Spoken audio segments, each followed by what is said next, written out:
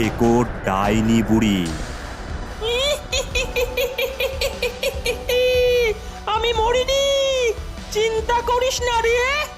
এবার ওই মোড়ল আর গ্রামকে আমি শেষ করে দেব, শেষ।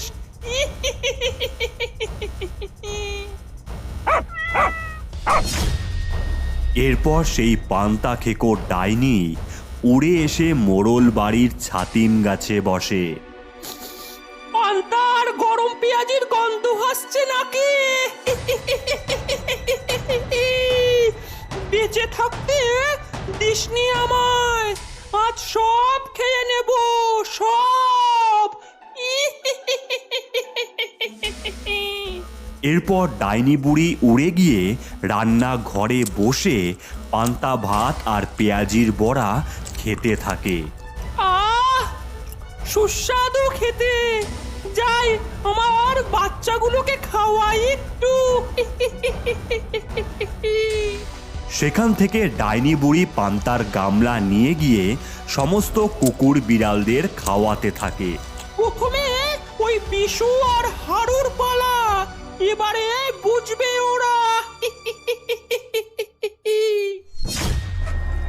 ও আবার সেই ছবিটা নষ্ট করে কঞ্জনা, কঞ্জনা। তোমার ঘরে বসে তো করে কয়জনা, মন জানো না? তোমার ঘরে বসে তো করে কয়জনা।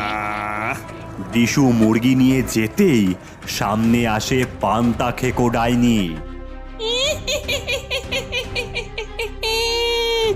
গান গাওয়াচ্ছি তো কি তোরা, বিশু? ওরে বাবারে, এ তো ভূত, ভূত। ও মা গো, আমায় মেরো না, মেরো না, মেরো না, মেরো না, মেরো না। আমায় গর্ত খুঁড়ে চাপা দিয়েছিলি মিনসে, আজই তোর শেষ দিন। এই নে, নে, এবারে বসত কর। একটা গেল, আর একটা।